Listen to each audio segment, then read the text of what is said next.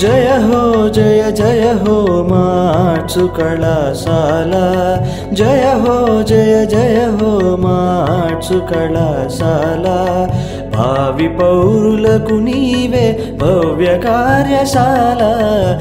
Is financial systems part 2, and in this I'll take up some important topic like money market instruments, and if time permits we'll also go to the capital markets introduction part. I'll recapitulate what are the topics we discussed in the previous session. Organized financial market divided into two types. I told you that one is money market and the second one is capital market. If the tenure is less than 365 days, then the type of transactions are carried out in money market.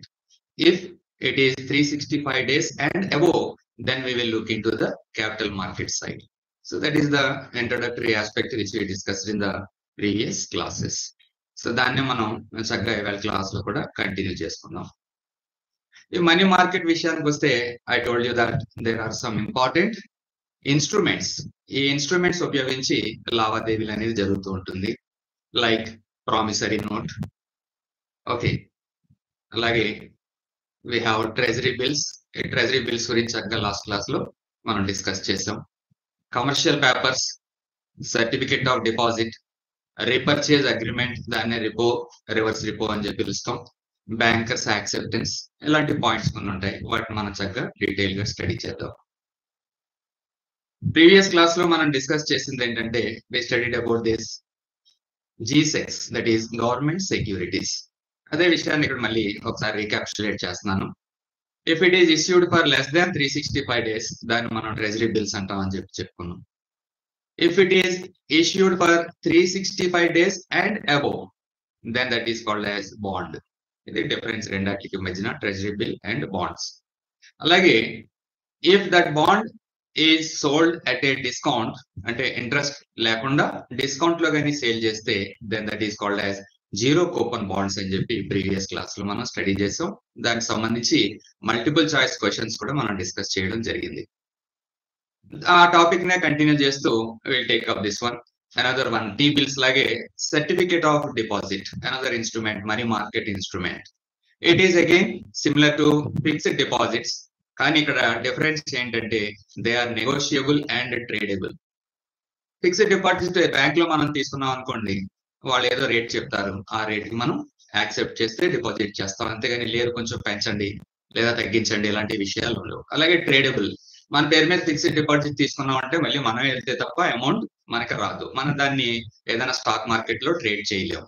కానీ ఇక్కడ certificate of deposit, it is a negotiable instrument, అలాగే it is a tradable instrument. Okay, unsecured money market instrument అనుకోండి, it is regulated by Reserve Bank of India. సాధారణంగా Reserve Bank of India ఈ financial matters అన్ని కూడా చూస్తుందని చెప్పి మనకు తెలుసు. ఇది డిమెటీరియలైజ్డ్ ఫార్మ్ లో మాత్రమే ఇష్యూ చేయబడుతున్నాయి present, that is electronic form, లేదా ఇది యూసెన్స్ ప్రామిసరీ నోట్ గా కూడా అని చెప్పి అనుకోవచ్చు. యూసెన్స్ అంటే దాని మీద ఎప్పుడు రీడీమేబుల్ అనే విషయాన్ని కానీ నోట్ చేసి ఉంటే, డేట్ కానీ నోట్ చేస్తుంటే, దాని ఇట్ ఈస్ కాల్డ్ యాజ్ యూసెన్స్. దీని ఎగ్జాంపుల్ తో మీకు ఎక్స్ప్లెయిన్ చేయడానికి ట్రై చేస్తాను. నెక్స్ట్ పాయింట్ చూడండి, ఈ సర్టిఫికెట్ ఆఫ్ డిపాజిట్ ని ఎవరు ఇష్యూ చేస్తారు, అది కూడా ఇంపార్టెంట్ కదా మనకి మల్టిపుల్ చాయిస్ క్వశ్చన్స్ లో. Schedule commercial banks, schedule commercial banks అంటే SBI, PNB, bank of Baroda, ఈ టైప్ ఆఫ్ బ్యాంక్స్. కానీ ఇక్కడ కండిషన్స్ ఉన్నాయి, ఎక్స్క్లూడింగ్ రీజనల్ రూరల్ బ్యాంక్స్, అలాగే లోకల్ ఏరియా బ్యాంక్స్, వీళ్ళు వాటిని ఇష్యూ చేయడానికి వీల్లేదు. అలాగే ఫైనాన్షియల్ ఇన్స్టిట్యూషన్స్ కూడా దీన్ని ఇష్యూ చేయొచ్చు, కాకపోతే దాని కండిషన్ ఏంటంటే they have to obtain permission from the reserve Bank of India. So దీన్ని మనం సర్టిఫికేట్ ఆఫ్ డిపాజిట్ అని చెప్పి అంటాం. ఈ పాయింట్స్ ఇక్కడ ఏవైతే ఉన్నాయో దీన్ని నోట్ చేసుకుంటూ మీరు మెమరైజ్ చేయండి. మెచ్యూరిటీ పీరియడ్ ఎంత, certificate of deposit maturity period banks గానీ ఇష్యూ చేస్తే not less than 7 days and not more than 1 year. దీన్ని అండర్లైన్ చేయండి మీరు. సో 7 days కంటే తక్కువకి ఈ సీడీలు ఇష్యూ చేయకూడదు, అలాగే 1 year కంటే ఎక్కువ కూడా ఇష్యూ చేయకూడదు.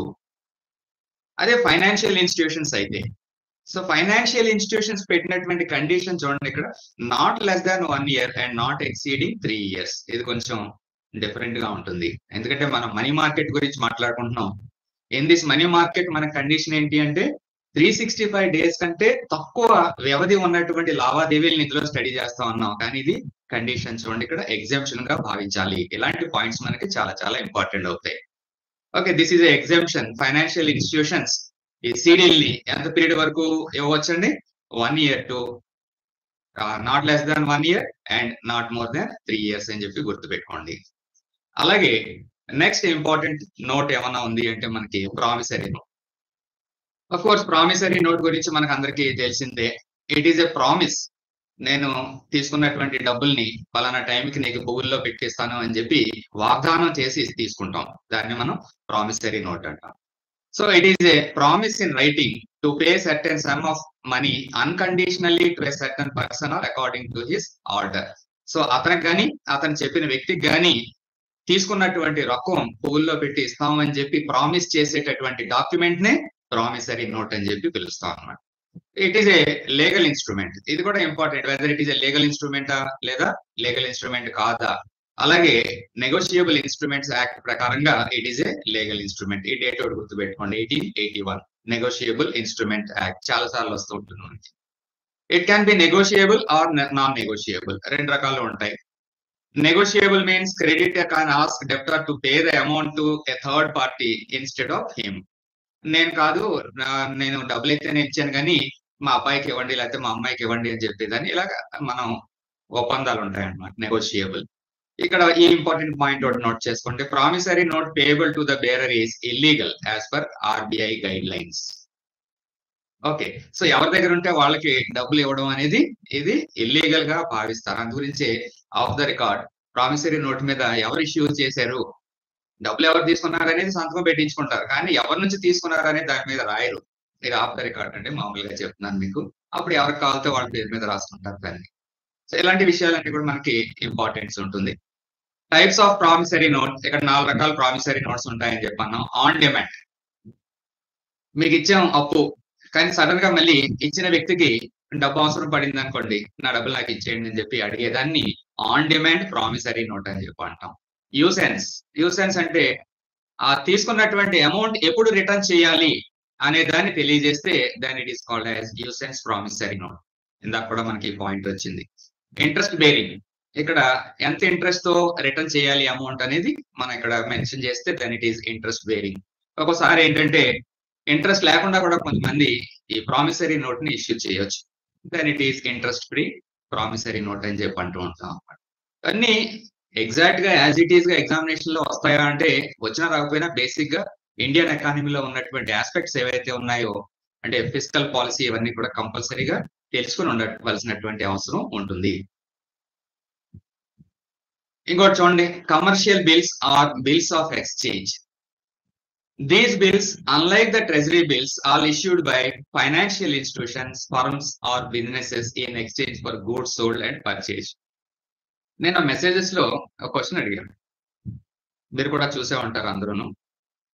టీ బిల్స్ ని బిజినెసెస్ కానీ లేదా ఇండివిజువల్స్ కానీ ఇష్యూ చేయొచ్చా అని చెప్పి. టీ బిల్స్ అనేది కేవలం గవర్నమెంట్ ఆఫ్ ఇండియా తరఫున RBI వాళ్ళు ఇష్యూ చేస్తారు. కానీ ఆర్డినరీగా ఫైనాన్షియల్ ఇన్స్టిట్యూషన్స్ కానీ ఫర్మ్స్ కానీ బిజినెసెస్ కానీ అలాంటి దాన్ని ఇష్యూ చేస్తే దాన్ని it is called as commercial bill or bill of exchange. ఇది డిఫరెన్స్ గుర్తుపెట్టు. సో ట్రెజరీ అంటే it is a government related aspect term. So treasury bills are issued by RBI on behalf of government of India. కానీ individuals కానీ financial institutions కానీ firms కానీ ఇలాంటి ఏమన్నా అంటే individuals in the sense it should be associated with an organization. So అప్పుడు businesses కానీ వాళ్ళు ఇష్యూ చేసేదాన్ని CP అని చెప్పి అంటారు. It is an unsecured money market instrument issued in the form of promissory note. Just like promissory note లాగే దీన్ని issue చేస్తారు. కానీ దీనికి లిమిటేషన్స్ వేరే ఉంటాయి అన్నమాట. ఏంటంటే హై నెట్వర్త్ ఇండివిజువల్స్ డీల్ చేసేటటువంటి విషయం ఇవన్నీ కూడా. Introduced in India in 1990 to enable high rated corporate borrowers to diversify their sources of short term borrowings. High rated corporate borrowers అంటే హై నెట్వర్త్ ఇండివిజువల్స్ కావచ్చు లేదా క్రోర్స్ ఆఫ్ రూపీస్ ట్రాన్సాక్షన్స్ చేసేటటువంటి entities ఈ commercial paper ని transaction లోకి తీసుకురావడానికి అవకాశం ఉంది. Okay, primary dealers and all financial institutions were also permitted to issue CP to enable them to meet their short-term funding obligations. Short term requirement money ఇవ్వడం కానీ తీసుకోవడం కానీ వీటికి మనకి కమర్షియల్ పేపర్ అనేది తీసుకురావడం జరిగింది. CP is always issued at a discount to face value. So issue చేసినటువంటి మార్కెట్ ఇన్స్ట్రుమెంట్ కి దానికంటే ఒక ఫేస్ వాల్యూ ఉంటుంది. సే ఫర్ ఎగ్జాంపుల్ దాని మీద 100 రూపీస్ అని రాసింది అనుకోండి, దాని ఫేస్ వాల్యూ 100 అవుతుంది. సో ఆ ఫేస్ వాల్యూ కంటే తక్కువకి ఇష్యూ చేస్తారు ఎప్పుడు కూడా కమర్షియల్ పేపర్. ఎందుకంటే రిడీమేబుల్ టైంలో ఆ ఫుల్ అమౌంట్ మెచ్యూరిటీ అయిపోయిన తర్వాత ఫుల్ అమౌంట్ తీసుకునేటటువంటి అవకాశం ఉంటుంది. ఎవరు ఇష్యూ చేయొచ్చు? ఇప్పుడే మనం చెప్పుకున్నాం, కార్పొరేట్స్, బడా కార్పొరేట్స్ ఇటువంటి కమర్షియల్ పేపర్ ని షార్ట్ టర్మ్ ఆబ్లిగేషన్స్ ని మీట్ అవడం కోసం వాళ్ళు ఇష్యూ చేయడం జరుగుతుంది. కార్పొరేట్స్, ప్రైమరీ డీలర్స్ అంటాం, and all India financial institutions, ఇవన్నీ కూడా పెద్ద పెద్ద ఇన్స్టిట్యూట్ చేసేటటువంటి పని.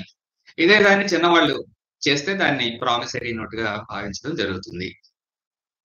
అయితే ఈ కమర్షియల్ పేపర్ ఇష్యూ చేయడానికి కండిషన్స్ ఏమైనా, రిక్వైర్మెంట్స్ ఏమైనా ఉన్నాయంటే వీటిని గుర్తుపెట్టుకోండి compulsory, very important point.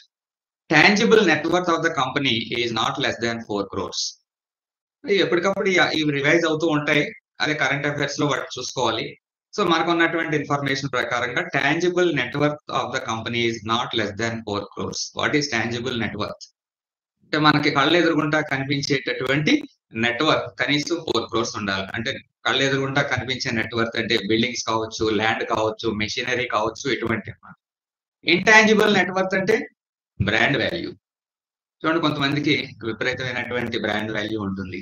Say for example ఇప్పుడు క్రికెట్ సీజన్ కాబట్టి ధోని తీసుకున్నాం అనుకోండి, ధోనికి బ్రాండ్ వాల్యూ ఎక్కువ ఉంటుంది, నెట్వర్క్ ఎవరు పట్టించుకోరు, is a brand ambassador.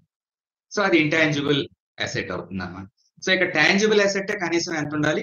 4 crores కంపల్సరీగా ఉండాలి అని చెప్పి అంటున్నారు. అలాగే క్రెడిట్ రేటింగ్ ఈజ్ రిక్వైర్డ్. అంటే ఆ కంపెనీకి లేదా ఆ కార్పొరేట్ కి క్రెడిట్ రేటింగ్ బాగా ఉండాలి. క్రెడిట్ రేటింగ్ అంటే క్రెడిట్ రేటింగ్ ఏజెన్సీస్, సిఆర్ఏ అంటాం, వాళ్ళు ఇష్యూ చేస్తారు. AAA అని, BBB అని, BBB+ అని, ఇలాంటి రేటింగ్స్ ఉంటాయి. ఆ రేటింగ్స్ ఆధారంగా వడ్డీ ఎంత ఉండాలి, ఎంత పీరియడ్ లో రిటర్న్ చేయాలి, ఇలాంటి విషయాలు నెగోషియబుల్ జరుగుతూ ఉంటుంది. రేటింగ్ బాగుంది అనుకోండి, మనకి ఇండివిజువల్ గా చూడండి, సిబిల్ రేటింగ్ అంటారు, మీరు వినే ఉంటారు.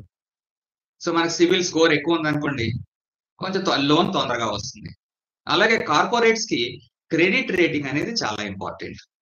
మన ఇండియాలో అవైలబిలిటీ ఉన్నటువంటి కొన్ని క్రెడిట్ రేటింగ్ ఏజెన్సీస్ ఇక్కడ మెన్షన్ చేస్తే ఇది మళ్ళీ లాస్ట్ లో మనం డిస్కస్ చేస్తాం వీటి గురించి డీటెయిల్డ్ గా.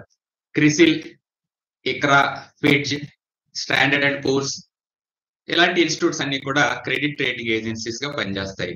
వీటికి కంపల్సరీ ఎవరైతే కమర్షియల్ పేపర్ ఇష్యూ చేయాలనుకుంటున్నారో వాళ్ళకి మంచి క్రెడిట్ రేటింగ్ ఉంటే తొందరగా ఆ డీల్ అనేది జరుగుతుంది. మెచ్యూరిటీ పీరియడ్ ఎంత? మెచ్యూరిటీ పీరియడ్ చూడండి, మినిమం ఏమో 7 days, మాక్సిమం ఏమో అప్ టు 1 year, అంటే 364 days వరకు హ్యాపీగా ఇష్యూ చేయొచ్చు. 7 days నుంచి 364 days. అయితే ఇక్కడ ఒక కండిషన్ చూడండి, maturity date of the CP should not go beyond the date up to which the credit rating of the issuer is valid. Say for example మీకున్నటువంటి క్రెడిట్ రేటింగ్ A++ ఉందనుకుందాం, 3 నెలల్లో దాని గడువు ముగుస్తుంది. కానీ మీరు ఈ సిపిలు ఎంతకాలానికి ఇష్యూ చేయాలనుకుంటున్నారు? 6 నెలలకు ఇష్యూ చేయాలనుకుంటున్నారు. అప్పుడు అది కుదరదు. ఎంతవరకు ఇష్యూ చేయాలి? ఈ క్రెడిట్ రేటింగ్ ఏజెన్సీస్ ఏవైతే ఇచ్చాయో అది ఎంతకాలం వ్యాలిడ్ గా ఉంటే అంతకాలం వరకు మాత్రమే మనం దీన్ని ఇవ్వడానికి అవకాశం ఉంటుంది తప్ప నాట్ బియాండ్ దట్. ఆ విషయాన్ని గుర్తుపెట్టుకోండి, అది కండిషన్. ప్రీవియస్ బిట్స్ చూస్తాం, అప్పుడు ఆ బిట్స్ చూస్తే కనుక క్లారిటీ ఇలా ఉంటుందా అని చెప్పి చాలా క్లియర్ గా తెలుస్తుంది. Commercial papers are actively traded in secondary market. Primary market అంటే ఏంటి, సెకండరీ మార్కెట్ అంటే ఏంటి కూడా ఇవాళ మాట్లాడుకుంటాం. సో ఎక్కడ ట్రేడ్ దానికి అవకాశం ఉంది కమర్షియల్ పేపర్స్ అంటే సెకండరీ మార్కెట్ లో వీటిని ట్రేడింగ్ చేయొచ్చు. అంటే ఒక చేతి నుంచి ఇంకొకటి చేతికి అలాగా మారేటటువంటి పరిస్థితి కమర్షియల్ పేపర్ ఉంటుంది. ఓకేనండి. సో ఇలాగా దీన్ని డిస్కస్ చేసుకుంటూ కంటిన్యూ చేయొచ్చు. ఇదొకటి చూడండి, money market mutual funds. Mutual funds ఈ మధ్య టీవీల్లో చాలా ఎక్కువ పబ్లిసిటీ ఇస్తున్నారు. మ్యూచువల్ ఫండ్స్ సహీ హే అంటారు, అలా లేకపోతే తెలుగులో అయితే మ్యూచువల్ ఫండ్స్ అంతేగా మరి, లేకపోతే మంచిదే కదా, నిజమే మరి, ఇలాంటి క్యాప్షన్స్ అన్ని వింటున్నాం. అయితే జనరల్ గా మనకి పబ్లిక్ డొమైన్ లో తెలిసినటువంటి విషయాలు ఏంటంటే, మ్యూచువల్ ఫండ్స్ మన దగ్గర తీసుకున్నటువంటి డబ్బుల్ని ఈక్విటీలో పెడతారు అని చెప్పి, అంటే షేర్ మార్కెట్ లో ఇన్వెస్ట్ చేస్తారు అని చెప్పి మాత్రమే తెలుసు. కానీ మ్యూచువల్ ఫండ్స్ లో చాలా రకాలు ఉంటాయండి. ఇక్కడ మనం చెప్పుకున్నది చూడండి, మనీ మార్కెట్ మ్యూచువల్ ఫండ్స్ అంటే ఇవి డెట్ మ్యూచువల్ ఫండ్స్. అంటే డెట్ మ్యూచువల్ ఫండ్స్ అంటే ఈ మార్కెట్ రిలేటెడ్ ఒడిదుడుకులకి సంబంధం ఉండదు, ఫిక్స్డ్ ఇన్కమ్ ని ఇస్తాయి మ్యూచువల్ ఫండ్స్. ఈ mutual funds debt mutual funds. So అందు గురించి ఏంటంటే మ్యూచువల్ ఫండ్స్ అన్నిటిని ఒకే గాడిలో పెట్టేసాము, చాలా డేంజర్, మార్కెట్ రిలేటెడ్, మార్కెట్ పడిపోయిందంటే మన డబ్బులని పోయినట్టే అని చెప్పి అనుకోవద్దు. ఆ ఇన్స్ట్రుమెంట్ ఏంటనే స్టడీ చేసి అప్పుడు మనం ఇన్వెస్ట్ చేయాలి. చూడండి ఇక్కడ మనీ మార్కెట్ మ్యూచువల్ ఫండ్స్ అని చెప్పాను. These funds are a collective pool of savings of various investors who wish to take or make money via their savings. Collective pool of savings of various investors, మీకులాగా నాకులాగా surplus amount ఉన్న వాళ్ళందరూ కూడా money market mutual funds లో invest చేయొచ్చు, debt mutual fund లో invest చేయొచ్చు. Just like fixed deposit అండి. అంటే ఫిక్స్డ్ డిపాజిట్ కంటే కొంచెం ఎక్కువ ఆదాయాన్ని పొందేటటువంటి అవకాశం, సౌలభ్యం ఇందులో ఉంటుంది. అంతేగాని మ్యూచువల్ ఫండ్ అంటే అందరూ కూడా షేర్ మార్కెట్ లోనే పెట్టేస్తారని చెప్పి అనుకోవచ్చు. ఎవరు రెగ్యులేట్ చేస్తున్నారు, ఈ పాయింట్ కూడా మనకి important. Money market mutual funds are regulated by SEBI, securities exchange board of India. ఈ సెబీ గుర్తుంచుకోండి, మనకి చాలా సార్లు దీని గురించి వస్తూ ఉంటుంది. ఎక్కడ పెట్టుబడి పెడతారు వీళ్ళు? These funds invest in high quality very short maturity based liquid instruments. ఈ పాయింట్ చాలండి మనకి. హై క్వాలిటీ, హై క్వాలిటీ అంటే క్వాలిటీని మనం ఎలా డిసైడ్ చేస్తాం? ఇందాక క్రెడిట్ రేటింగ్ ఏజెన్సీస్ గురించి మాట్లాడుకున్నాం. క్రెడిట్ రేటింగ్ ఏజెన్సీస్ డిసైడ్ చేస్తారు అనమాట, వీళ్ళు ఎంతవరకు రిలయబుల్, వీళ్ళ క్రెడిట్ రేటింగ్ ఎంత ఉంది అనేది వాళ్ళు ఇస్తారు. దాన్ని బేస్ చేసుకుని ఈ మనీ మార్కెట్ మ్యూచువల్ ఫండ్స్ వాటిలో ఇన్వెస్ట్ చేస్తారు. అంటే నమ్మకం అంతే మనకి. ఓకే, ఎలాంటివి అంటే treasury bills. Treasury bills government సంబంధించినవి కదా, మీకు తెలియదే ఉంది. సో అందులో ఇన్వెస్ట్ చేస్తే మనకి పెద్దగా ఇబ్బంది ఏమి ఉండదు, మనం ఈజీగా మన డబ్బులు మనం తీసుకోవచ్చు అనుకోవచ్చు. అలాగే repurchase agreements, repos. Okay, repurchase agreement చాలా ఇంపార్టెంట్, దీని గురించి మనం డీటెయిల్ గా మాట్లాడుకుంటాం. ఇవి ఎంపీసీ జరిగినప్పుడల్లా వీటి మీద చాలా చర్చ జరుగుతూ ఉంటుంది కంట్రీలో. అందుగురించి వీటి యొక్క డీటెయిల్స్ మనకి నెక్స్ట్ స్లైడ్ లో వాటిలో వస్తాయి. రీపర్చేజ్ అగ్రిమెంట్స్, దాన్నే రిపోస్ అంటాం. కమర్షియల్ పేపర్స్ ఇందాక చెప్పుకున్నాం. సర్టిఫికేట్స్ ఆఫ్ డిపాజిట్, ఇవన్నీ కార్పొరేట్స్, హై రెప్యుటేషన్ ఉన్నటువంటి కార్పొరేట్స్ ఇష్యూ చేసే వాటిలో money market mutual funds invest చేస్తాయి. ఓకే, చూడండి ఇది క్వశ్చన్ కి ఆన్సర్ చెప్పడానికి ట్రై చేయండి. Which of the following is issued by registered foreign portfolio investors to overseas investors who want to be part of the Indian stock market without registering themselves directly? మీరు own గా answer చేయడానికి try చేయండి. ఇందులో ఎవరెవరు involve అయ్యారో చూడండి. Registered foreign portfolio investors అంటే FII, foreign institutional investors అని చెప్పి కూడా అంటాం. వాళ్ళు ఎవరికి ఇవ్వాలంట? ఆ డాక్యుమెంట్ ఏదైతే ఉందో ఓవర్సీస్ ఇన్వెస్టర్స్ కి ఇవ్వాలి అనుకుంటున్నారు. ఎవరి ఓవర్సీస్ ఇన్వెస్టర్స్? వాళ్ళు స్వయంగా ఇండియాలోకి వచ్చి రిజిస్టర్ అవ్వకుండా పక్కదారి నుంచి వచ్చి ఇండియన్ స్టాక్ మార్కెట్ లో ఇన్వెస్ట్ చేయాలనుకున్నటువంటి overseas investors. Okay, so which of the following is issued by registered foreign portfolio investors అంటే ఎఫ్ఐఐలు ఏమి ఇష్యూ చేస్తాయి? ఏ రకమైన మీరు మనీ మార్కెట్ ఇన్స్ట్రుమెంట్స్ గురించి చెప్పుకున్నాం, వాటిని మీరు స్టడీ చేయాలి. ఏం ఇష్యూ చేయగలవు? సర్టిఫికేట్ ఆఫ్ డిపాజిటా, కమర్షియల్ పేపరా, ప్రామిసరీ నోటా, పార్టిసిపేటరీ నోటా? సివిల్ సర్వీసెస్ లో ప్రీవియస్ లో అడిగారు, దాన్ని కంటిన్యూ చేస్తూ కొంచెం మార్చి కొంతకాలం క్రితం గ్రూప్స్ ఏపీపీఎస్సీ గ్రూప్స్ లో కూడా అడిగినటువంటి పరిస్థితి. చూడండి ఇక్కడ మళ్ళీ ఒకసారి చూడండి. ఎఫ్ఐఐలు ఓవర్సీస్ ఇన్వెస్టర్స్ కి ఇష్యూ చేసేటటువంటి మనీ మార్కెట్ ఇన్స్ట్రుమెంట్ ఏంటి? సర్టిఫికేట్ ఆఫ్ డిపాజిట్ కాదు, కమర్షియల్ పేపర్ కాదు, ప్రామిసరీ నోట్ కాదు. ఈ మూడు కూడా ఇండియన్స్ సంబంధించినటువంటి. మరి మిగిలింది ఏంటి? దీన్నే పిఎన్లు అంటాం, పార్టిసిపేటరీ నోట్. అంటే ఓవర్సీస్ ఇన్వెస్టర్స్ అంటే మారిషియస్ నుంచి బాగా రిచ్ ఉన్నటువంటి పీపుల్, వాళ్ళు ఇక్కడికి వచ్చి రిజిస్టర్ అయ్యి బిజినెస్ లో పార్టిసిపేట్ చేసే ఉద్దేశం ఉండదు, ఎందుకంటే ఇక్కడ ట్యాక్స్ స్ట్రక్చర్ ఇవన్నీ కూడా డిఫరెంట్ గా ఉంటాయి. వాళ్ళు ఏంటంటే ఓవర్ నైట్ లాభాలు ఏమన్నా బాగా వస్తే తీసుకుని వెళ్ళిపోదాం అనే ఉద్దేశంతో ఉంటారు ఓవర్సీస్ ఇన్వెస్టర్స్ కొంతమంది. సో అలా డైరెక్ట్ గా ఇన్వాల్వ్ అవ్వకుండా ఇండైరెక్ట్ గా ఎఫ్ఐఐల ద్వారా కానీ ఇన్వాల్వ్ అయితే ఈ ఎఫ్ఐఐలు వీళ్ళకి పార్టిసిపేటరీ నోట్స్ అనే దాన్ని ఇష్యూ చేస్తారు. It is a money market instrument. ఇక ఈ క్వశ్చన్ ఆన్సర్ అది. అలా ఎప్పటికప్పుడు మనకి మల్టిపుల్ చాయిస్ క్వశ్చన్స్ కూడా కవర్ చేసుకుంటున్నాం.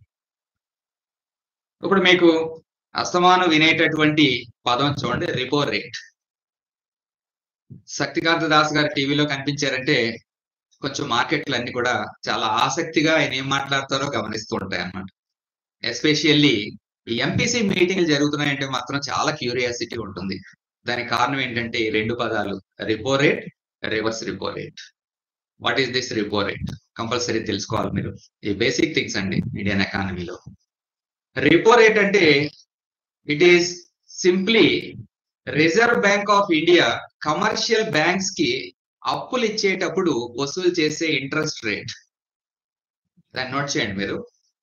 Interest rate that is charged by the RBI while lending funds to the commercial banks. RBI బ్యాంకులకి అప్పు ఇచ్చేటప్పుడు వసూలు చేసేటటువంటి ఇంట్రెస్ట్. రిపో అంటే ఏంటి? Technically stands for repurchasing option or repurchase agreement. ఇవి కూడా మనకి బిట్లుగా అడగవచ్చు, మల్టిపుల్ చాయిస్ లో ఏముంది? Repo stands for repurchasing option, repurchase agreement. ఇవి మీరు ఏ ఎగ్జామ్ రాసినా రాయకపోయినా భారతీయులు కాబట్టి మనందరం ఇలాంటి బేసిక్ కాన్సెప్ట్స్, ఇండియన్ ఎకానమీకి సంబంధించినటువంటి బేసిక్ కాన్సెప్ట్స్ తెలిసి ఉండాలి. అలాగే వాటి వెనక ఉన్నటువంటి ఇష్యూస్ ఏవైతే ఉన్నాయో వాటిని కూడా మనం అవగాహన చేసుకోవాలి. It is compulsory. మీరు ఎగ్జామ్ రాయొచ్చు రాయకపోవచ్చు, కానీ తెలుసుకోవాల్సిన మాత్రం చాలా చాలా important. రిపో rate in India is control by Reserve Bank of India. Of course వాళ్ళే కదా ఆర్బిఐ వాళ్ళు ఈ ఎకానమీ అంతా కూడా కంట్రోల్ చేస్తూ ఉంటారు. దేని ద్వారా అంటే రిపో రేట్ ద్వారా. చూడండి, ఒక్క పదం ద్వారా మొత్తం ఎకానమీ అంతా వాళ్ళ చేతిలో ఉంటున్నారు. ఎలాగో చూద్దాం. Any changes in the repo rates can directly impact the economy. Repo rate మార్చారు అంటే ఎకానమీ ఇంపాక్ట్ అవుతుంది. ఎకానమీ అప్ సైడ్ కి దూసుకుపోవచ్చు, లేదా రివర్స్ గేర్ లో నడిచేటటువంటి అవకాశం కూడా ఉంటుంది. Any changes in repo rates can directly impact the economy. ఎలాగో చూద్దాం. A decrease in the repo rate helps in improving growth of and economic development of the country. Repo rate తక్కువగా ఉండాలి అంటే Reserve Bank of India commercial banks కి, అంటే public sector banks and private banks ఏవైతే ఉన్నాయో వాటికి అప్పు ఇచ్చేటటువంటి వడ్డీ రేట్ తక్కువగా ఉంటే ఎకనామిక్ డెవలప్మెంట్ బాగుంటుంది. అంతే కదండి, మనకు వడ్డీ తక్కువకి ఇచ్చారనుకోండి ఎక్కువ బిజినెస్ చేయడానికి అవకాశం ఉంటుంది. A decline in the repo rate can lead to the banks bringing down their lending rate, which is beneficial for retail loan borrowers.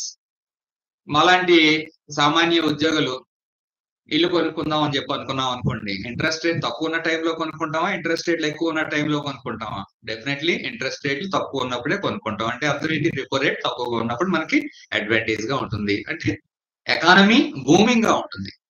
మీరు వెంటనే డౌట్ అడగవచ్చు, మరి ఎందుకు రిపో రేట్ని ఎందుకు పెంచుతారు వీళ్ళని? ఇక్కడ ఎకానమీ డెవలప్మెంట్ ఏదైతే ఉందో దాన్ని బ్యాలెన్స్ చేస్తూ వెళ్ళవలసిన అవసరం ఉంది. ఆ బ్యాలెన్స్ చేయకుండా ఫ్రీగా వదిలేశారనుకోండి, ఇన్ఫ్లేషనరీ ప్రెషర్స్ చాలా ఎక్కువ వచ్చేస్తాయి. ఇన్ఫ్లేషనరీ ప్రెషర్స్ పెరిగింది అనుకోండి, సామాన్యులు ఈ వస్తువులు కొనుక్కోలేక చాలా చాలా ఇబ్బంది పడేటటువంటి పరిస్థితి ఉంటుంది. అందు గురించి ఇన్ఫ్లేషన్ కంట్రోల్ చేయాలి, అలాగే ఎకనామిక్ డెవలప్మెంట్, ఈ రెండాటిని బ్యాలెన్స్ చేసుకుంటూ వెళ్ళాలి. అది ఎవరు చేస్తారు అంటే ఎంపీసీ. ఎంపీసీ అంటే ఏంటంటే రిజర్వ్ బ్యాంక్ ఆఫ్ ఇండియా వాళ్ళు ఈ పనిని చూసుకుంటూ ఉంటారు. అది చాలా ఇంపార్టెంట్. చూడండి, 6 గంటే కూడా ఇన్ఫ్లేషన్ దాటిపోయింది అనుకోండి, మనం గగ్గోలు పెడుతూ ఉంటాం అన్నమాట. ఎప్పుడు కూడా ఆర్బీఐ దృష్టి 4-2 అంటే 2 నుంచి 4 మధ్యలో ఉండడానికి ప్రయత్నిస్తూ ఉంటుంది. ఇప్పుడు ఎంత ఉందో మీకు రఫ్ గా తెలుసు, 4+ లో ఉంది. ఇంకా కొంచెం ఆర్బీఐ అలార్మింగ్ గానే ఉంది, దాన్ని కొంచెం తగ్గిస్తే బాగుంటుంది అని చెప్పి వాళ్ళ ప్రయత్నాల్లో వాళ్ళు ఉన్నారు. సో ఇన్ఫ్లేషన్ కానీ తగ్గితే ఇప్పుడు ఉన్నటువంటి రెపో రేట్ ఇంకా తగ్గడానికి అవకాశం ఉంది. సో రెపో రేట్ నేను పదే మాట్లాడుతున్నాను. Repo rate and reverse repo rate, ఆ వాల్యూస్ ఎంత ఉన్నాయో మీకు ఆల్రెడీ మైండ్ లోకి వచ్చి ఉండాలి. ఇప్పుడు ప్రెసెంట్ ఎంత ఉంది అనేది. ఓకే, చూస్తుంటే నాకు చాట్స్ లో మెసేజ్ పెడతారేమో అని చూస్తున్నారు, ఎవరు పెట్టట్లేదు ఎంత ఉందో రెపో రేట్ అది. ఓకే, అవి కూడా చూస్తారు, ఎవరన్నా పెడతారు. వీళ్ళు ఎవరో పార్టిసిపేట్ నోట్ గురించి పెట్టారు. Very good answer, thank you. ఐనోన్ స్పార్కిల్స్ అని ఉంది. Congratulations, the answer is participate notes in that questions కి. అలా ప్రతిదానికి కూడా ఆన్సర్ చేయడానికి ట్రై చేయండి. Let us make this an interactive sessions. నేను డైరెక్ట్ గా మీతో నేను మాట్లాడుతున్నాను, మీతోనే మేము ఇద్దరు మాట్లాడుకోలేము, కానీ చాట్ బాక్స్ ని ఉపయోగించవచ్చు. ఓకే, ఇది చూడండి. When RBI wants to lower the money supply, ఎకానమీలో మనీ సప్లై తగ్గించాలనుకుంది అనుకోండి, ఎప్పుడు అనుకుంటుంది మనీ సప్లై అనుకోవడం? ఎప్పుడైతే మనకి ఇన్ఫ్లేషనరీ ప్రెజర్స్ ఉన్నాయో ఎకానమీలో ఉన్నటువంటి మనీని సక్ చేసేయాలనుకుంటుంది అనమాట. అప్పుడు రెపో రేట్ ని పెంచుతుంది. Similarly when it wants to increase the money supply it reduces the repo rate. ఆ రకంగా బ్యాలెన్స్ చేస్తారు. సో రెపో రేట్ అనేది ఎకానమీలో చాలా చాలా ఇంపార్టెంట్ రోల్ ప్లే చేస్తుంది. RBI uses repo rate and of course reverse repo rate also. Reverse repo rate కూడా అంత సిగ్నిఫికెన్స్ లేదు, కొంచెం తగ్గింది ఎందుకంటే వేరే ఇన్స్ట్రుమెంట్స్ వచ్చాయి, కానీ రెపో రేట్ మాత్రం ఇంకా అంతే ఇంపార్టెంట్ ఉంది to control the money supply. Repo rate, reverse repo rate money supply ని కంట్రోల్ చేస్తుంది. ఇందాక అడిగిన మిమ్మల్ని క్వశ్చన్ ఎవరిని పెడతారేమో చూసారు, ఎవరు పెట్టలేదు. యాజ్ ఆఫ్ April 5, 2024 మొన్న April 5th ని ఎంపీసీ మీటింగ్ జరిగింది. ఆ మీటింగ్ లో reserve Bank of India repo rate ని 6.5% అక్కడే ఉంచింది, చేంజ్ చేయలేదు. రివర్స్ రెపో రేట్ ఏమో 3.35. ఇది గుర్తుండాలండి మనకి వాల్యూస్ ఏవైతే ఉన్నాయో. అంటే నేను ఇప్పుడు చెప్పేశాను కాబట్టి అని గుర్తు, మళ్ళీ ఎంపీసీ మీటింగ్ జరిగినప్పుడు ఇది మారిపోయింది అనుకోండి, క్వశ్చన్ పేపర్ లో వాల్యూ మారొచ్చు. రివర్స్ రెపో రేట్ అంటే ఏంటి, రెపో రేట్ అంటే ఏంటి మీకు ఐడియా వచ్చింది అంటే మీరు అక్కడ నుంచి ఫాలో అప్ చేసుకుంటారు. ఏమైనా మార్పులు చేర్పులు వస్తే మీరు నోట్స్ లో ఆ పాయింట్స్ రాసుకుంటారు అనమాట. సో ఈ బేసిక్ కాన్సెప్ట్స్ మాత్రం ఎట్టి పరిస్థితిలో మర్చిపోవద్దు. రివర్స్ రెపో రేట్ ఆల్రెడీ చెప్పాను. రివర్స్ రెపో రేట్ ఏమో ఆర్బీఐ బ్యాంకులకు అప్పించినప్పుడు వసూలు చేసే ఇంట్రెస్ట్ రేట్. అలా కాకుండా బ్యాంకులు రివర్స్ లో ఆర్బీఐ దగ్గర తమ డబ్బుల్ని కానీ దాచిపెట్టుకున్నాయి అనుకోండి, అప్పుడు ఆర్బీఐ బ్యాంకులకి ఇచ్చేటటువంటి ఇంట్రెస్ట్ రేట్ ని రివర్స్ రెపో రేట్ అని చెప్పి పిలుస్తాం. I hope you got the point. Rate of interest that is provided by the Reserve Bank of India while borrowing money from the commercial banks. Repo rate is the rate charged by the commercial banks in India to park their excess money with RBI for a short term period. బ్యాంకుల దగ్గర మరి డబ్బులు ఎక్కువైపోయి అనుకోండి, ఆర్బీఐకి అప్పిస్తాయి, కుబేరుడికి అప్పిస్తారు అన్నమాట బ్యాంకులు. So అప్పుడు కొంత అమౌంట్ వాళ్ళ ఇంట్రెస్ట్ రూపంలో ఇస్తారు. అది ఎంత చెప్పాను కదా, 3.35% అని. Reverse repo rate is an important instrument of the monetary policy which control money supply in the country. ఇదే పదే పదే చెప్పాను, చాలాసార్లు రిపీట్ అయింది point. Okay, so repo rate అంటే ఏంటి, రివర్స్ రెపో రేట్ అంటే ఏంటి, ఎకనామిక్ డెవలప్మెంట్ ని ఈ రెపో రేట్ ఎలా కంట్రోల్ చేస్తుంది, ఈ యాంగిల్స్ లో మనం అన్ని కూడా చక్కగా ఎక్స్ప్లెయిన్ చేసుకున్నాం. మీకు కూడా అర్థమైంది అనుకుంటున్నాను. కామెంట్స్ పెట్టండి, మీరు క్వశ్చన్స్ అడగండి, కామెంట్స్ పెట్టండి. నాకు తెలిసిన వెంటనే నేను మీకు దానికి ఆన్సర్స్ పెట్టడానికి ట్రై చేస్తాను. Don't hesitate to ask questions. త్వరలోనే మనం ఇలాగ ఆన్లైన్ లో కాకుండా ఆఫ్లైన్ కి షిఫ్ట్ అయిపోతాం. ఆఫ్లైన్ అండ్ ఆన్లైన్ రెండు కూడా ఉంటాయి. అప్పుడు కొంతమందికి ఏమో కాలేజీకి వస్తారు, మిగిలిన వాళ్ళు ఆన్లైన్ లో చూస్తూ ఉంటారు. అవి కూడా తొందరలోనే మనం సెట్ చేద్దాం. కొన్ని క్వశ్చన్స్ చూద్దామండి, మీరే ఆన్సర్స్ చెప్పాలి. ఇందాక ఎలాగైతే మీరు ఆన్సర్స్ చెప్పారో అలాగే దీనికి కూడా ఆన్సర్స్ చెప్పండి. Which of the following statements is or correct regarding the monetary policy committee. ఇందాక ఎంపీసీ మాట్లాడాను కదా, ఎంపీసీ అంటే ఈ repo rate, reverse repo rate వీటన్నిటి గురించి డెసిషన్ తీసుకునేటటువంటి committee. Which of the following statements is or correct regarding the monetary policy committee. It decides the RBI's benchmark interest rates. అది first point.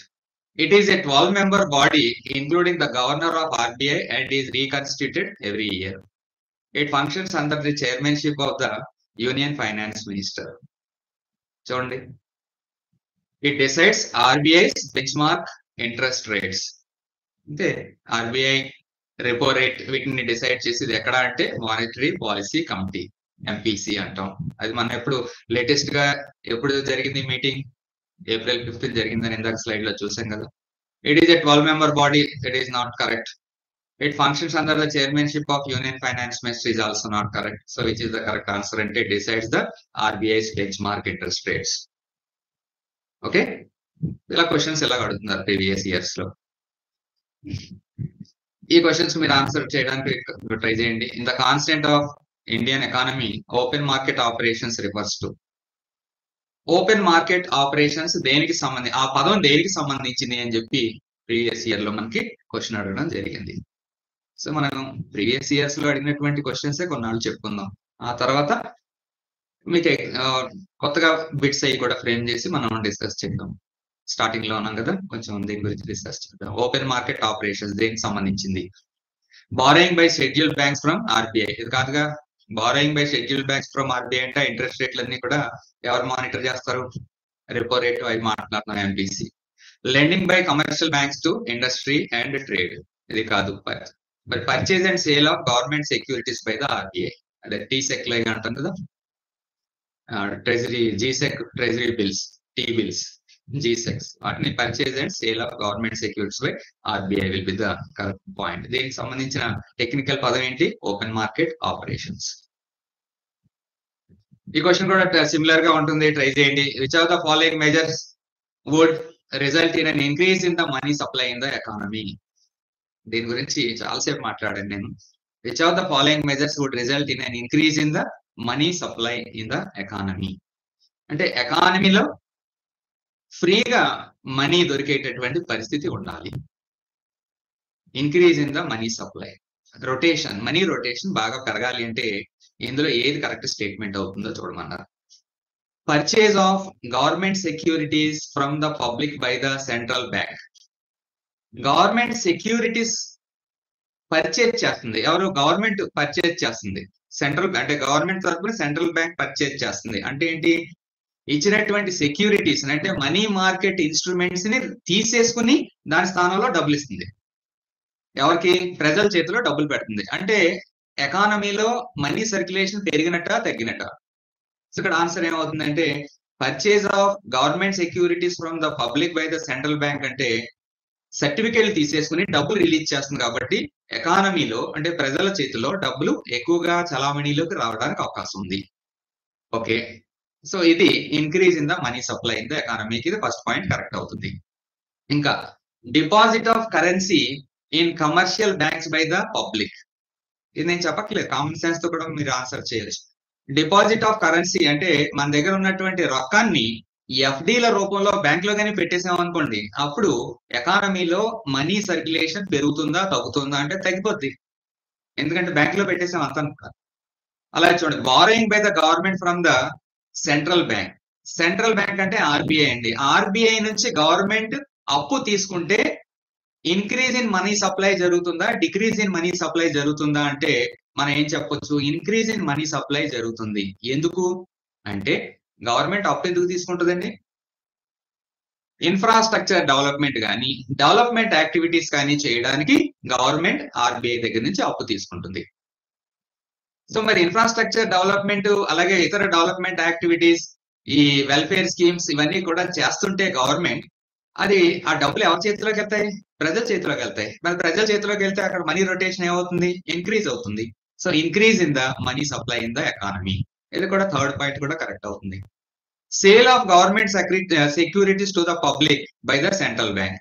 ఈ 2, 4 ఒకే రకంగా ఉంటుంది. Government securities అమ్మిందంటే ఏమవుతుంది? డబ్బులు central bank వెళ్ళిపోతాయి. సో దానివల్ల ఏంటండి? మనీ సప్లై తగ్గుతుంది, పెరగదు. సో ఇప్పుడు కరెక్ట్ ఆన్సర్ ఏమవుతుంది దీనికి? First one and third one. So C option అవుతున్నాను. సో ఇలాగా నేను థియరిటికల్ గా పాయింట్స్ అన్ని చెప్పిన తర్వాత మీకు బిట్లు ఎలా వస్తుంది అనేది మీతో డిస్కస్ చేస్తున్నాను. చూడండి ఎంత క్లియర్ గా ఉందో, చక్కగా మనం ఆన్సర్ చేయొచ్చు. ఇండియన్ ఎకానమీ ఒక 20% క్వశ్చన్స్ మీకు ఎగ్జామినేషన్స్ లో వస్తాయి. ఆ 20% క్వశ్చన్స్ చాలా క్రూషియల్ అవుతాయి అన్నమాట. ఎందుకంటే ఇతర సబ్జెక్టులు చాలా ఈజీగా డీల్ చేస్తారు, ట్యాకిల్ చేస్తారు. కానీ ఇండియన్ ఎకానమీ బిట్స్ కి వచ్చేటప్పటికి అంత ఈజీగా ఉండదు. ఎందుకంటే మనకు అందరికీ వచ్చినట్టుగా ఉంటాయి అన్నమాట ఈ బిట్లు, కానీ అన్ని ఆన్సర్లు ఒకేలా ఉంటాయి. అక్కడ మనం తప్పు చేసేటటువంటి పరిస్థితి చాలా ఎక్కువగా ఉంటుంది. సో అలర్ట్ గా ఉండాలి. సో మనం ఖచ్చితంగా పోస్ట్ కొట్టాలి అంటే అందరూ చేయలేని పని మనం ఖచ్చితంగా కరెక్ట్ గా చేయాలి. ఈ విషయాన్ని గుర్తుపెట్టుకోండి. దాని గురించి నేను ఫస్ట్ ఈ టాపిక్ తీసుకున్నాను. అలాగే బేసిక్ ఆస్పెక్ట్స్ ని స్ట్రెస్ చేస్తూ చెప్తున్నాను మీకు. ఇంకో క్వశ్చన్ చూద్దాం. చూడండి, ఇది నిన్ను కూడా ఇలాంటి బిట్ మనం సాల్వ్ చేసాం.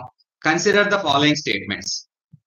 National payments corporation of India, NPCI, నిన్న వచ్చింది మనకి bit, helps in promoting the financial inclusion in the country.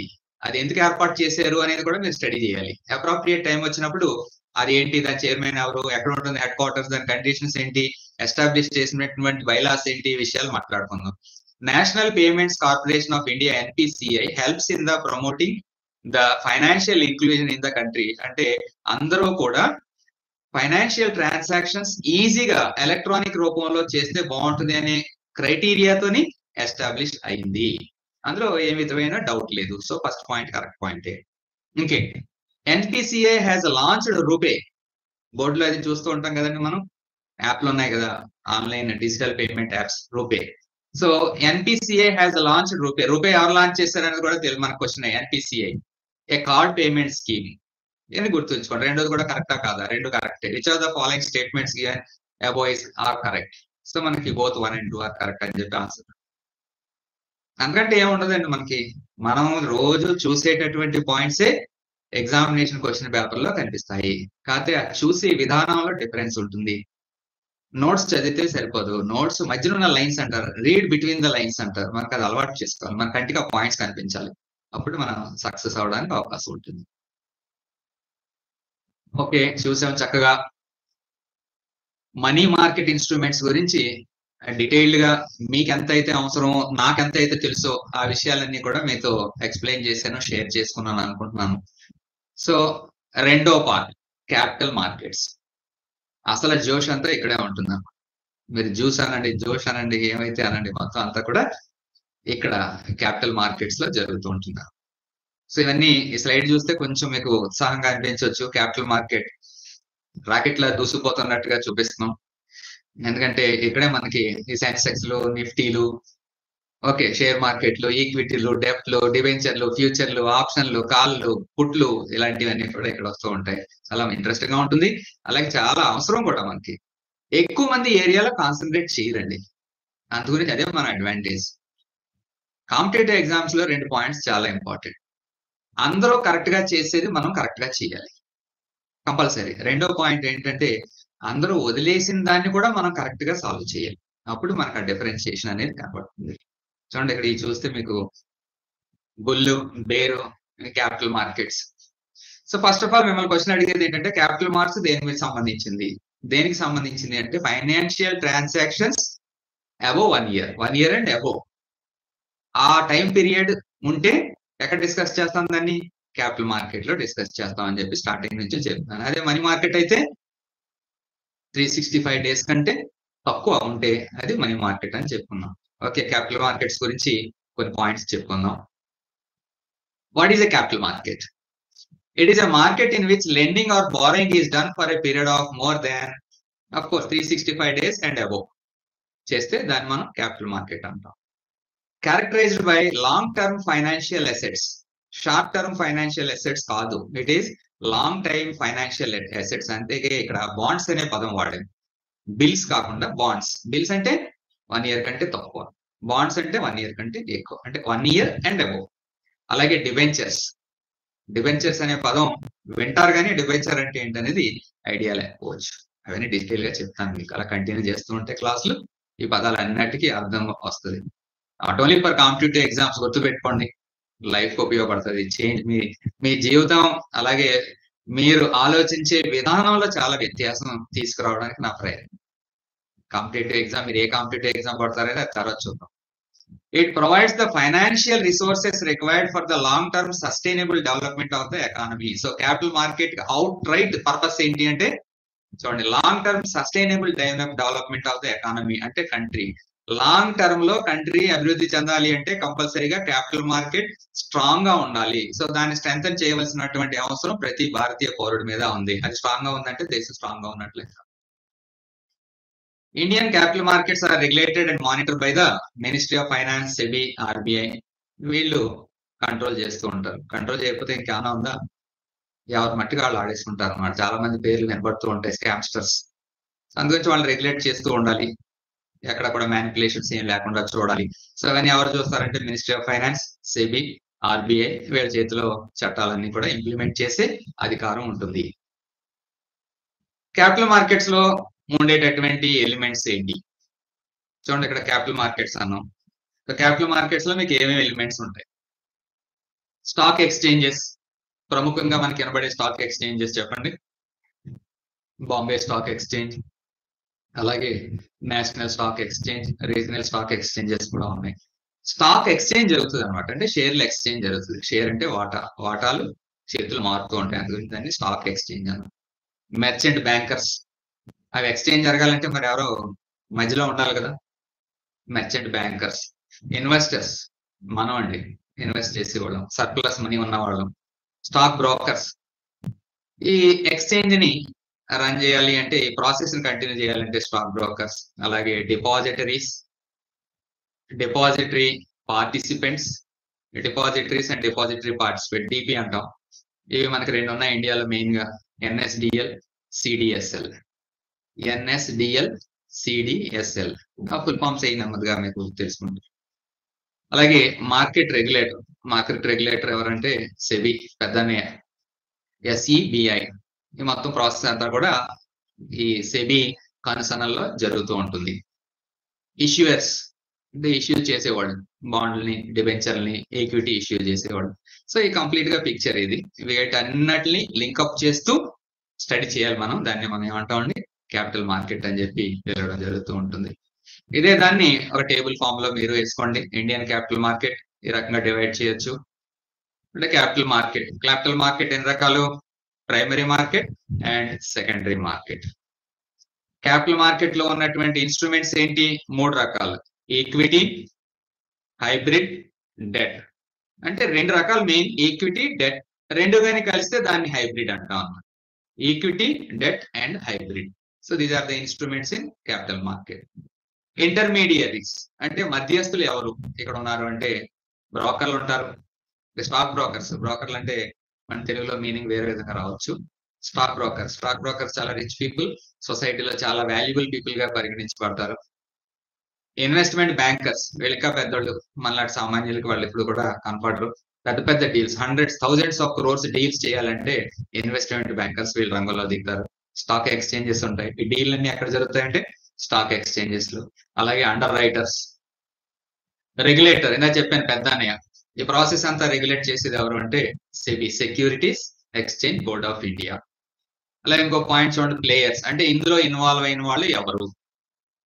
CRA, credit rating agencies, ఇందా చెప్పుకున్నాం, ఫిడ్జ్ అని, ఇక్రా అని, క్రిసిల్ అని, స్టాండర్డ్ అండ్ పూర్స్ అని, ఇవన్నీ మాట్లాడుకున్నాం కదా, అవి క్రెడిట్ రేటింగ్ ఏజెన్సీస్ గా వస్తాయి. కార్పొరేట్స్, బడా బిజినెస్ పీపుల్, అంబానీలు, అదానీలు, బిర్లాలు, టాటాలు, వీళ్ళందరూ ఇందులోకి వస్తారు. Intermediaries, individuals, banks and financial institutions, FDI, foreign direct investment, FII, foreign institutional investors. వీళ్ళందరూ కూడా ఈ క్యాపిటల్ మార్కెట్ కి సంబంధించినటువంటి వ్యక్తులు. వీటి మీద గ్రిప్ వచ్చిందంటే మాత్రం మీకు ఇండియన్ ఎకానమీ మీద కొంచెం పట్టు వచ్చినట్టే లెక్క. నేనైతే మాత్రం డీటెయిల్ గా మీకు అన్ని ఎక్స్ప్లెయిన్ చేస్తానండి. మీకు ఎంత ఓపిక ఉంది, మీరు ఎంత గ్రాఫ్స్ చేయగలుగుతున్నారు అనేది మీరు చూసుకోండి. క్యాపిటల్ మార్కెట్ స్టార్టింగ్ లో చెప్పాను ఇందాక ప్రీవియస్ స్లైడ్ లో, capital market can be divided into 2. ఒకటి ప్రైమరీ మార్కెట్ అంటాం, రెండోదేమో secondary market. Of course primary market అన్నామంటే రెండోది ఏంటంటే మీరే చెప్తారు సెకండరీ మార్కెట్ అని, దాన్ని నేనేం చెప్పక్కర్లేదు. సో క్యాపిటల్ మార్కెట్ ని ఈ రకంగా 2 రకాలుగా డివైడ్ చేసి బ్రాడ్ గా క్లాసిఫై చేసి చెప్పుకోండి. ఏంటనేది స్టెప్ బై స్టెప్ మనం ముందుకెళ్దాం. నోట్స్ రాసుకోవాలి compulsory. What is a primary market? Securities are issued for the first time. Company లేదా కార్పొరేషన్ ఫస్ట్ టైం షేర్లు కానీ ఇష్యూ చేస్తే ఆ మార్కెట్ మనం ప్రైమరీ మార్కెట్ అంటాం. అంటే కంపెనీ డైరెక్ట్ గా ఇండివిజువల్ ఇన్వెస్టర్స్ కి షేర్ ఇష్యూ చేసేటటువంటి మార్కెట్ అన్నమాట. అది దేని రూపంలో ఇష్యూ చేస్తారంటే IPO, initial public offering. IPO. So దాని ద్వారా ఐపీఓలు ఎక్కడ ఇష్యూ చేయబడతాయంటే ప్రైమరీ మార్కెట్ లోనా, సెకండరీ మార్కెట్ లోనా, లేకపోతే స్టాక్ ఎక్స్చేంజ్ లోనా అంటే ఏం చెప్తారు మీరు? ఇట్ ఈస్ ప్రైమరీ మార్కెట్ అని చెప్పి గుర్తుంచుకోండి. The investors in this market are, ఎవరు ఇన్వెస్ట్ చేయొచ్చు? చాలా మంది ఇన్వెస్ట్ చేయొచ్చు. బ్యాంకులు ఇన్వెస్ట్ చేస్తాయి, ఫైనాన్షియల్ ఇన్స్టిట్యూషన్స్ ఇన్వెస్ట్ చేస్తాయి, ఇన్సూరెన్స్ కంపెనీలు, ఎల్ఐసితో సహా. ఇండియన్ స్టాక్ మార్కెట్ లో హైయెస్ట్ ఇన్వెస్టర్, అతిపెద్ద ఇన్వెస్టర్ ఎవరు అంటే ఎల్ఐసి. అది తెలియదు చాలా మందికి. అలాగే మ్యూచువల్ ఫండ్స్, మనందరి దగ్గర డబ్బులు వసూలు చేసి మన తరపుని స్టాక్ మార్కెట్ లో, ఈ ప్రైమరీ మార్కెట్ లో ఇన్వెస్ట్ చేస్తారు మ్యూచువల్ ఫండ్స్. అలాగే ఇండివిజువల్స్, మీరు నేను, మనం కూడా చక్కగా క్యాపిటల్ మార్కెట్స్ లో పార్టిసిపేట్ చేయొచ్చు. 1000 రూపాయలు అంటే సరిపోతుంది, హ్యాపీగా మార్కెట్ లో ఇన్వాల్వ్ అవ్వచ్చు. Not in the primary market అంటే మళ్ళీ అది రాంగ్ అని చెప్పి అంటారు. సెకండరీ మార్కెట్ లో షేర్ కొనాలంటే ఏదో 100 రూపాయలు ఉన్నది కొనుక్కుంటే 10 షేర్లు వస్తాయి. కానీ ప్రైమరీ మార్కెట్ లో అలా కాదు, ఒక బంచ్ ఉంటుంది అనమాట. ఆ బంచ్ అన్నిటికీ మనం అప్లై చేయాలి. Companies, governments or public sector institutions, అలాగే corporations can raise capital through sale of new stock through initial public offering, IPO. Initial public offering అని చెప్పి అంటాం. Okay. So initial public offer చేయడానికి ఒక బ్రోచర్ లాంటిది రిలీజ్ చేస్తారు. ఆ బ్రోచర్ మనం చదువుకుని ఆ కండిషన్స్ అన్ని మనకి నచ్చి ఆ కంపెనీ ప్రాస్పెక్ట్స్ కానీ మనకు నచ్చితే అప్పుడు ఇన్వెస్ట్ చేస్తాం. ఆ ప్రాస్పెక్టస్ ని లేదా బ్రోచర్ ని లేదా ప్లయర్ ని ఏమంటారు అంటే red herring prospectus RHP. Note చేసుకోండి దాన్ని, రెడ్ హెర్రింగ్ ప్రాస్పెక్టస్ RHP. ఆ కంపెనీకి సంబంధించినటువంటి డీటెయిల్స్ అన్ని కూడా RHP లో ఉంటాయి. దాన్ని మనం స్టడీ చేసుకోవాలి. అది ఇంపార్టెంట్ బిట్ కింద మీరు భావించవచ్చు. ఓకే. అలాగే the process of selling new shares to investors is called as under writing. What is the meaning of under writing అంటే షేర్లు IPO ద్వారా షేర్లని ఇన్వెస్టర్స్ కి అమ్మేటటువంటి ప్రక్రియని అండర్ రైటింగ్ అంటారు. ఈ IPO అనేది బుక్ బిల్డింగ్ ప్రాసెస్ ద్వారా జరుగుతుంది. రెడ్ హెరింగ్ ప్రాస్పెక్టస్ ఏమో బ్రోచర్. ఆ కంప్లీట్ ప్రాసెస్ కంప్లీట్ అయ్యే వరకు దాన్ని it is called as book building process. దాన్ని కూడా మీరు నోట్ చేయండి point. Since the securities are issued directly by the company to its investors, the company receives money and issues new securities to the investors. సర్టిఫికేట్లు ఇస్తారు. పూర్వం ఏమో సర్టిఫికేట్లు ఇచ్చేవారు, కానీ ఇప్పుడు అంతా డిమెటీరియలైజ్డ్ ఫామ్, డిమాట్ అంటారు. డిమాట్ అకౌంట్ ఓపెన్ చేసావా అంటారు. డిమాట్ అంటే డిమెటీరియలైజ్డ్ అంటే ఎలక్ట్రానిక్ ఫామ్. డిమాట్ ఫామ్ అంటే ఎలక్ట్రానిక్ ఫామ్ అని చెప్పి గుర్తుంచుకోండి. ఇప్పుడు అందరు కూడా డిమాట్ అకౌంట్స్ ఉంటాయి మన దగ్గర ఫిజికల్ సర్టిఫికేట్ పెద్దగా ఉన్నటువంటి సందర్భాలు తక్కువ. The securities issued at the primary market can be issued in face value లో ఇష్యూ చేయొచ్చు, ప్రీమియం వాల్యూలో ఇష్యూ చేయొచ్చు, అండ్ అట్ పార్ వాల్యూలో ఇష్యూ చేయొచ్చు. ఆ కంపెనీ ఓనర్ దయగల ప్రభు అనుకోండి, ఫేస్ వాల్యూ దగ్గర ఇష్యూ చేస్తాడు. అలా కాకుండా డబ్బులే పరమార్థంగా పెట్టుకున్నాడు అనుకోండి, premium value, exorbitant premium values కూడా పెట్టి లేనిపోని కథలన్నీ అల్లి ప్రజల దగ్గర నుంచి డబ్బులు వసూలు చేసుకునేటటువంటి పరిస్థితి ఉంటుంది. ఇది నెగిటివ్ ఆస్పెక్ట్ కాబట్టి ఆ కంపెనీ పేర్లు నేను చెప్పలేను. సో ఇలాగా ఫేస్ వాల్యూ దగ్గర ఎవరన్నా కానీ ఇచ్చారంటే చాలా హ్యాపీ, ఏమో చాలా తక్కువ రేటుకి ఇచ్చినట్టుగా భావించాలి. అంతప్పుడు వచ్చి షేర్లన్నీ కూడా ప్రీమియం వాల్యూస్ తోనే వస్తున్నాయి. Once issued the securities typically trade on secondary market. ఒకసారి ప్రైమరీ మార్కెట్ లో ప్రైమరీ ఇష్యూ వచ్చింది అంటే ఇంకా అక్కడతో ప్రైమరీ మార్కెట్ పని అయిపోయింది. నెక్స్ట్ ఎక్కడ సెకండరీ మార్కెట్ లోకి వెళ్ళిపోతాం అనమాట. ఇప్పుడు మిగతాదంతా కూడా ఈ సెకండరీ మార్కెట్ ఏంటి అంటే స్టాక్ ఎక్స్చేంజ్ కావచ్చు, బాండ్ మార్కెట్ కావచ్చు, డెరివేటివ్స్ ఎక్స్చేంజ్ కావచ్చు. ఇవన్నీ కొత్త పదాలు మీకు. Stock exchanges, bond market, derivative exchanges, ఇవన్నీ కూడా కొత్త కొత్త పదాలు. ఎంత కొత్త పదాలు అయినా కానీ మీ ఇంట్లో కామన్ గా యూజ్ చేసే పదాల్లాగా నేను వాడుకలోకి తీసుకొస్తాను. Just travel with me, no problem. Okay, primary market గురించి స్టడీ చేసాం. సో ప్రైమరీ మార్కెట్ అంటే మీరు ఏం చెప్తారు? ఫస్ట్ టైం స్టాక్ ని అంటే షేర్ని ఇండివిజువల్స్ కి లేదా కార్పొరేట్ ఎంటిటీస్ కి ట్రాన్స్ఫర్ చేసే ప్రక్రియని ప్రైమరీ మార్కెట్ అని చెప్పి అంటాం. సో ప్రైమరీ మార్కెట్ లో ఈ షేర్ ని ఎలా ఇష్యూ చేయొచ్చు? పబ్లిక్ ఇష్యూ ద్వారా చేయొచ్చు, అంటే IPO అంటాం. రైట్స్ ఇష్యూ ద్వారా చేయొచ్చు, ఇవన్నీ నోట్ చేయండి. బోనస్ ఇష్యూ ద్వారా చేయొచ్చు, అలాగే ప్రైవేట్ ప్లేస్మెంట్ ద్వారా కూడా చేయొచ్చు. మళ్ళీ పబ్లిక్ ఇష్యూ రెండు రకాలు, initial public offering IPO, further public offer అంటాం, లేదా ఫాలో ఆన్ పబ్లిక్ ఆఫరింగ్ అంటాం. Further public offer or follow on public offer. Rights issue ఇస్తారు కొన్ని కంపెనీలు, బోనస్ ఇష్యూ ఇస్తారు.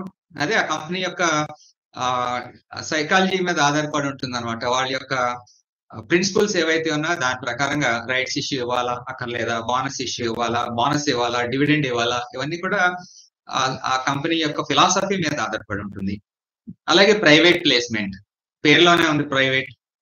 ఈ ప్రైవేట్ ప్లేస్మెంట్ ఎన్ని రకాల చూడండి. ప్రిఫరెన్షియల్ అలాట్మెంట్, వాళ్ళ బావలకి బావమర్దులకి షేర్లన్నీ ఇచ్చేసుకున్నారు అనుకోండి, then it is preferential placement allotment అంటాం. అంటే సరదాగా అన్నాను కానీ దాని వెనకాల చాలా కారణాలు ఉంటాయి. Qualified institutional placement, institutional placement programme, ఇవన్నీ కూడా మనకి ప్రైమరీ మార్కెట్ ద్వారా జరిగేటటువంటి ఇష్యూస్. దీని గురించి మనం డీటెయిల్డ్ గా in due course of time one by one, public issue అంటే ఏంటి, రైట్స్ ఇష్యూ అంటే ఏంటి, బోనస్ ఇష్యూ అంటే ఏంటి, ప్రైవేట్ ప్లేస్మెంట్ అంటే ఏంటి, ఇవన్నీ కూడా ఎక్స్ప్లెయిన్ చేస్తాను. అలాగే దాంట్లో బిట్స్ మనకి ఏ రకంగా వస్తాయి, ఆ బిట్స్ సాల్వ్ చేయాలంటే మనకి ఎంత నాలెడ్జ్ ఉండాలి ఏంటి అనేది కూడా మీకు అన్ని డీటెయిల్ గా ఎక్స్ప్లెయిన్ చేయడానికి ట్రై చేస్తాను. I hope